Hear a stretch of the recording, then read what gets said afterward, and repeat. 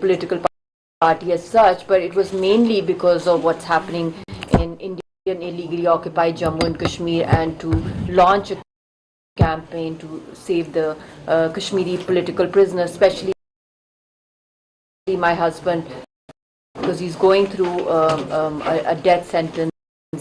Raw cases happening there, and they are a voiceless nation right now.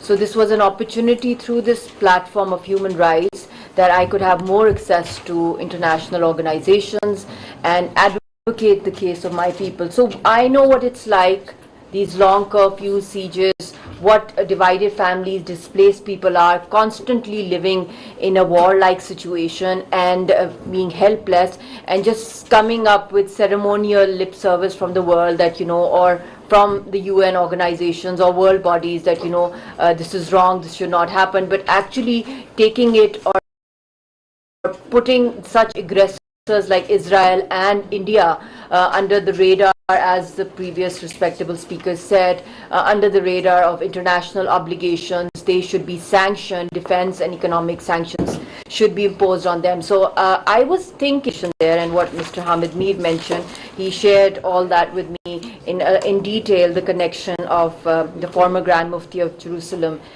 Sheikh Amin Hussain Sahab, who was a staunch critique of what India or the occupiers were doing with the Kashmiris, and he showed me those old historical pictures of Allama Iqbal and the Kashmir connection and the love and the bond pre-partition that they shared, and the calling for the Masjid al-Aqsa for any Muslim, and that spiritual connection that we share. So when I was there, I was like, what do you actually need? Just tell me honestly. He's like, unlike the Kashmiris, we don't need that much of aid. We are a rich country and we do have a lot of stuff with us, but we were never prepared for this kind of thing to happen. This is something totally unexpected. But what we need right now is a change in the global opinion, because we are going all out. Our people are ready to give the ultimate sacrifices, our entire nation, but we need a change in global opinion. If Pakistan is saying it, the Arab world is saying, condemnations are happening, but practical steps are not taking place. So the only way is when the global public unites and stands against this. What's happening in Middle East, what's happening in South Asia, Kashmir, Palestine, these are issues which are not going to die down now. This is my own, I'm not talking about the government. I hope every government prays and international stakeholders, human rights organizations play a valid role and justify their mandate of human rights, that they try to move towards ceasefire, towards establishing an economic humanitarian corridor, which is still not there. People are trapped inside. Nobody can go there. Nobody can get out. And some of the victims are there in Egypt. And sometimes the president of Palestine, he goes to Jordan to meet international dignitaries or meetings, but he's gone back after this hospital attack. And as he mentioned, Mr. Hamid Mir, very important point, and I'm already, because for me it's not about representing a government. I'm here mainly for the most oppressed people in the world, where the worst form of human rights violations are happening are the people of Kashmir, and now what's happening in Palestine. So this is my main focus. So I was discussing with the Palestinian ambassador also that why not do something unique. One thing is that the governments are saying it, the Senate is saying, the parliaments are saying it, the UN is condemning it, human rights organizations. Why not just focus only on the geopolitics, geoeconomics? Let's, widen our thinking. How he said that this was an attack. The hospital attack was an attack on giving a very strong message to the Christians around the world who are sympathetic or who are part of the Palestinian freedom movement, because it is their land. It is a secular movement also, though it is a majority Muslim struggle, I mean, like population-wise, if you could say it. And then you have Masjid al-Aqsa, which globally unites all the Muslim public. I'm not talking about, sorry to say, the world leaders right now, because if we had world leaders who believed in morality, on principles of equality, we would never have witnessed what happened in Kashmir or what is happening in Palestine, and these are the oldest pending conflicts. So I thought that now let's just do something different.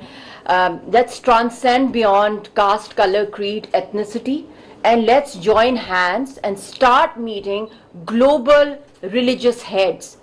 And I shared it with the Palestinian also, that why not? Because every religion in the world preaches humanity, preaches brotherhood, and no religion talks about extremism. Zionism, Hindutva, fascism, all these things are which are destroying the earth. And then General Lodi, how he mentioned the kind of weapons that they have, and how Hamas is responding. It is a resistance force. I mean, for over 76, 78 years, they are just, silent, peacefully. They just had pebbles in their hands.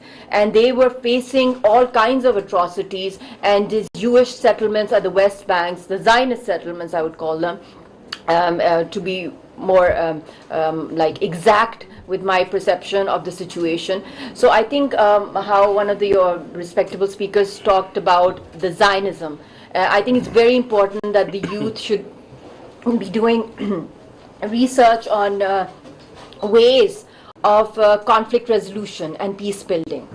And where are the lapses, and are we always going to depend on only just the dynamics of political governments, or just on human rights organizations and just a few reports coming forward and not being challenged under international law or universal jurisdictions, like establishing Commission of Inquiry? Dr. Walid you're lucky to have such a dynamic professor. He has not just suffered in Kashmir, he has been in third-degree torture cells over there, and he's also an intellectual. When you have suffered and then you are doing your intellectualism, I think that brings the pain also, it emboldens it and it brings it forward with a lot of passion and finesse. And you know how the aggressors play with us, be it the Indians and be it the Israelis. So this nexus became stronger. You can't blame that what Israel did right now. Did the world stand up for the Kashmiris 5th of August? Sadly, nobody did. But karma, or the law of nature, responded with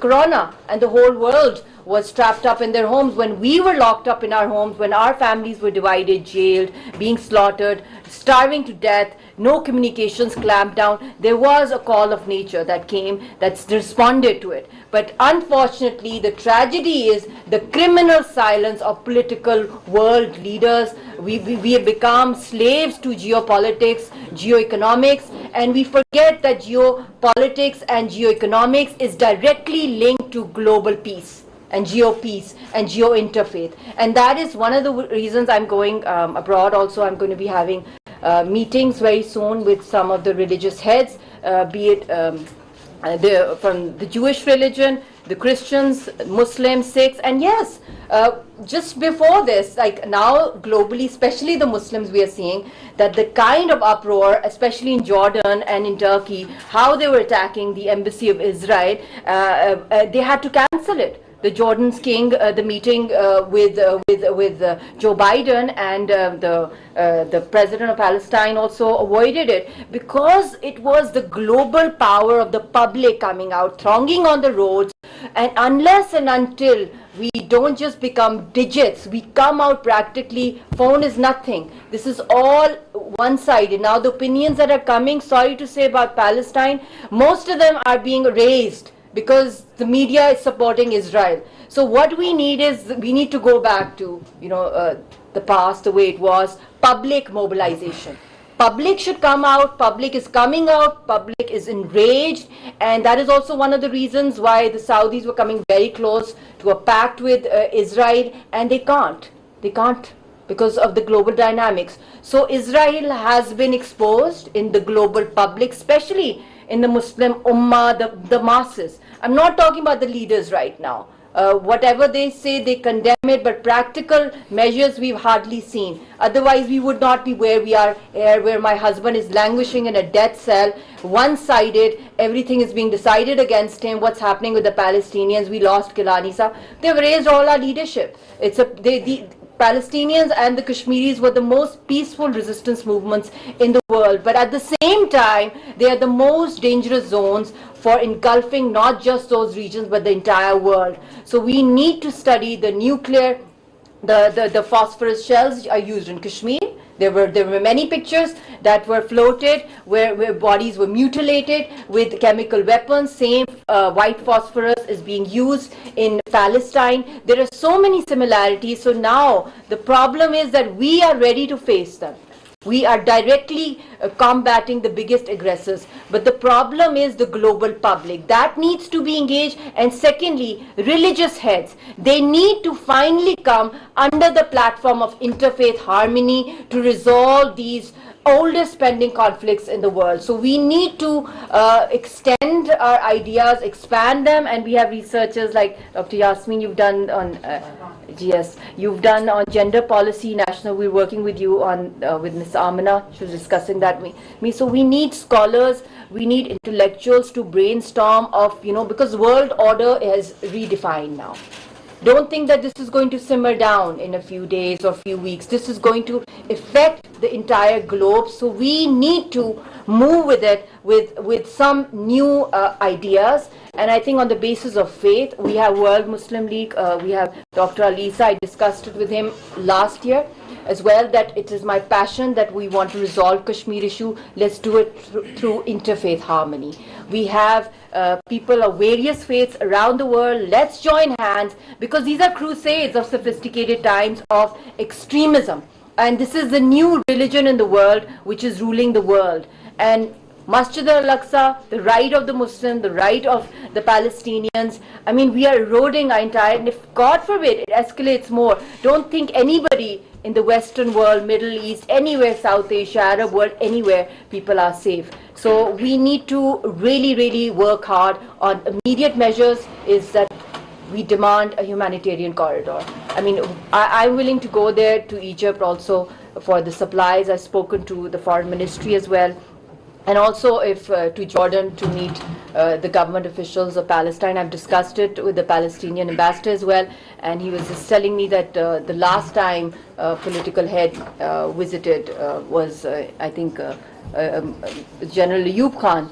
He met his counterpart over there many decades ago. So he said this is going to be a very strong message if the Kashmiris and the Pakistanis, they come forward all the way to Egypt or to Jordan right now and express strong solidarity, because this is the moment.